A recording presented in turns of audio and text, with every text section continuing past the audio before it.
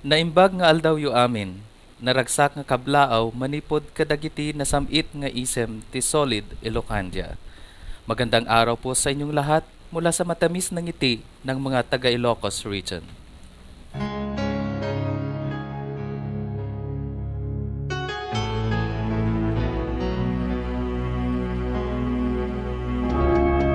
Ang Ilocos Norte ay nakilala higit sa lahat dahil ito ang probinsya ng dating Presidente Ferdinand Marcos. Mas lalo pang natanyag ito dahil sa kanyang likas na yaman at maging ang mahahalagang dokumento ng kasaysayan, ang kultura, kabuhayan at physical remnants na sadyang iniwan ng bawat panahon. Ating matutunghayan ang St. William's Cathedral at ang sinking bell tower sa Lawag, ang Curimaw, La Paz, Sexy, Pagudpod at Sound Beaches, ang acrobatic bell tower, Paway Church, Balay Tiili, Patapat Viaduct, at syempre ang ipinagmamalaking Malacanang of the North. Hali kayo, samahan niyo ako't halughugin natin ang kabuuan ng Malacanang ti Amianan.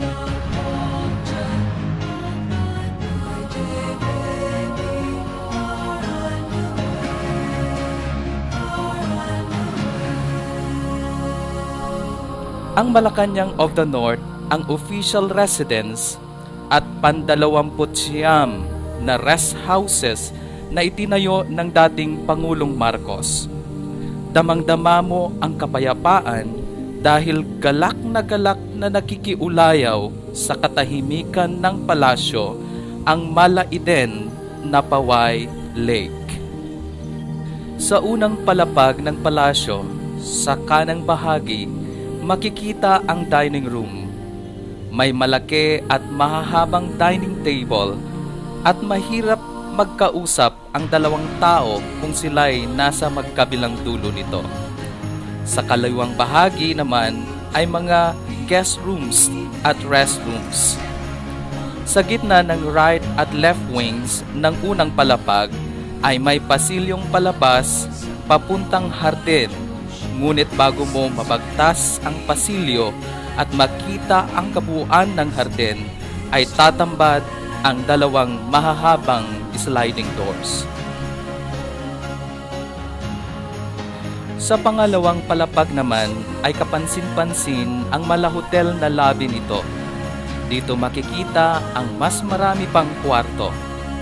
Nandito ang master's bedroom, kadugtong ang study at library room. Ito rin ang pinakamalaking kwarto sa loob nito. Kung iyong papansinin, karamihan sa mga furniture sets ay mga lumang pangkaraniwang kagamitan at inilagay ang mga ito para di magmukhang hubad na hubad ito.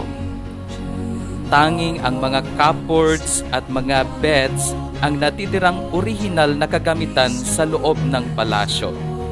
Sa pambabaeng kwarto, sa may kanang bahagi nito ay puno ng cupboards na yari sa nara at may katambal na mga kataong salamin. Sa pagharap sa salamin, makikita mo ang iyong sarili sa iba't ibang anggulo na iyong naisin. Bawat kwarto ay may 4 na poster bed na nilatagan ng mga floral designs. Sa kasalukuyan, ang Malacanang of the North ay isa ng museum at pagmamay-ari ng pamahalaan sa pangunguna ng Department of Tourism. Bukas sa madla ang sinumang magnais makita ito. May maliit na halaga bilang entrance fee sa mga bumibisita para sa maintenance ng palasyo. Kung hindi man natin maibalik ang yamang nailit sa ating bayan, malaki pa ang ating pagkakataong tuklasin ang yaman na mayroon sa ating mga sarili, sa ating kalikasan at sa ating kapwa. Ako po si Ray Ilumin, Diyos Tagnina kada kayo amin.